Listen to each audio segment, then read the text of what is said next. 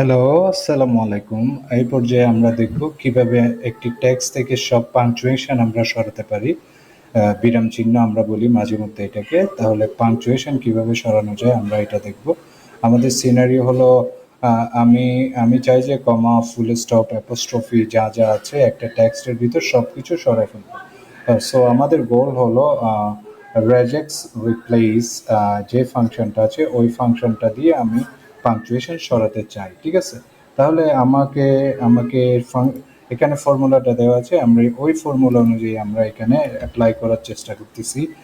আর ই regex replace হলো replaces text with regular expression. যে এইটা দিলাম টেক্সট, কোন টেক্সটটা নিয়ে আমি কাজ করতে চাই, এই টেক্সটটা নিয়ে আমি কাজ করতে চাই, আমি কমা দিলাম, ঠিক আছে? তাহলে রেগুলার এক্সপ্রেশন যেমন এই এই যে কোটেশন মার্কে আমি রেগুলার এক্সপ্রেশনগুলো দিয়ে দিব, ওকে?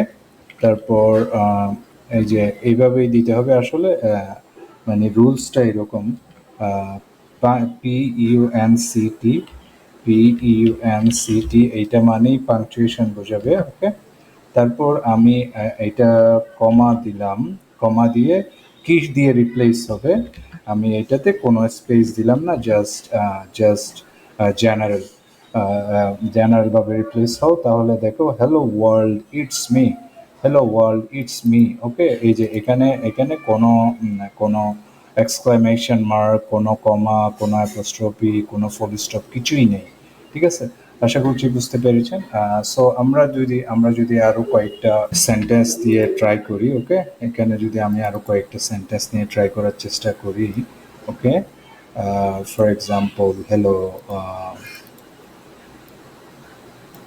আমি যদি এখানে সাইড,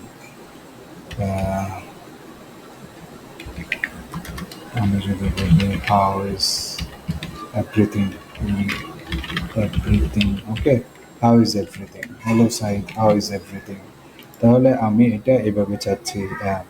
সো এইটা যদি আমি টেনে দেই, এই যে এইটা যেমন এই যে এখানে কোয়েশ্চেন মার্কও চলে গেছে, তাহলে যত পাংচুয়েশন থাকবে সব কিছুই চলে যাবে এই রেজেক্স রিপ্লেস দিয়ে। আমি এইভাবে যদি আমি সূত্রটা লিখি তাহলে আমরা এইভাবে একটা রেজাল্ট পাবো। তাহলে যদি আমি আরেকটা রেজাল্ট এখানে দেখতে চাই, ওকে? যদি আমি বলি যে how is everything, haven't seen you for a while, যে বেশ বেশ কিছুদিন আমি তোমাকে দেখি নাই।